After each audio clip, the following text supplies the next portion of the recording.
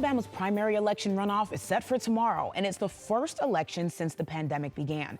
That's what we begin tonight on WHNT News 19 at 10. I'm Shevaun Bryan. The governor said when she implemented the first statewide health order, which feels like forever ago back in March, she never expected we'd still be here in November. But with no clear end in sight for this pandemic, the health order will be extended until Friday, December 11th. That's why one business is doing all it can to keep that spooky spirit alive, all while keeping patrons safe during this pandemic.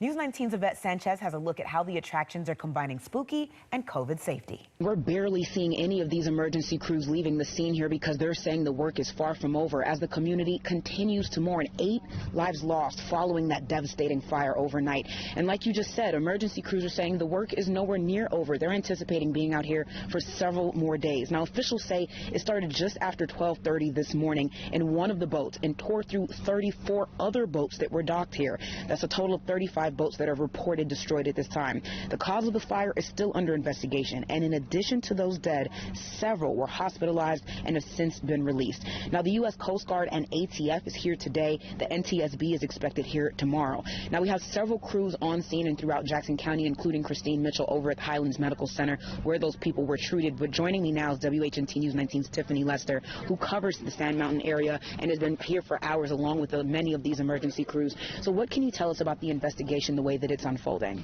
But these polls were all taken before tonight, and almost everyone in the polling world agrees this election has tightened considerably in the last 7 days. And all of the protesters that were running down this west side of the square started throwing items at the state trooper vehicles, started throwing water bottles and whatever they had in their hands at the state trooper vehicles. At that exact moment, the Huntsville police vehicles that you see over here, this is the north side of the square, some of the officers got out of that and started pepper spraying the crowd, started with long-range OC spray that would extend feet in front of them, and they were spraying the crowd that they could.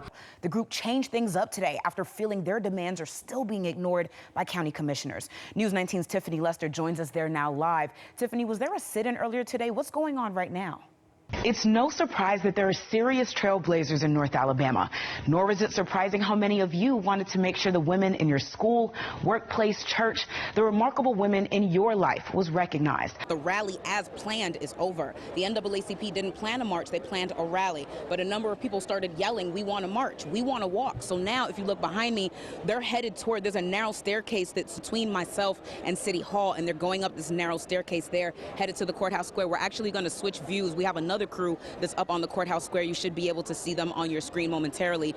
So what would you do? I would run and then I'd call you. But one Huntsville man was faced with this Wednesday night. He says he accidentally ran over an alligator on Zert Road right in front of the Publix near that Martin Road intersection. So we've all seen the national and global outcry. Protests in the name of racial justice are nothing new in our nation, but something changed on May 25th of this year. So if you were planning to come out on the water in the coming days, they're asking you to please just postpone those plans. As they put the booms down, they're going to be testing the water quality, but they're also asking for everybody to continue to think about the loved ones of the 8 people that passed in this tragic fire. We're going to continue our coverage, and you can make sure that you rely on WHNT News 19 on air, online, and on social media as we continue to update you as the situation develops. But for now, live in Jackson County, I'm Shevaun Bryan, WHNT News 19.